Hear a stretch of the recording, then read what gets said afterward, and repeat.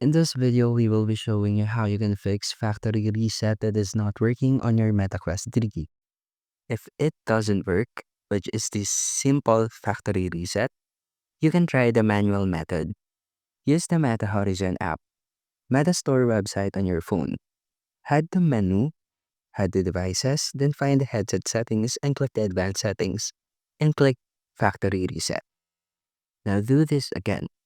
Hold the power button for several seconds until you see the power off prompt and then select it. Press and hold the power plus volume down button simultaneously until the USB update mode menu appears. This may take 10 to 30 seconds, so don't release too early. And use the volume buttons to highlight factory reset, then press the power button to select it. Confirm by selecting the yes, erase, and factory reset. So if it is still stuck, you can do longer holds, check the controllers, and also the proximity sensor of your device.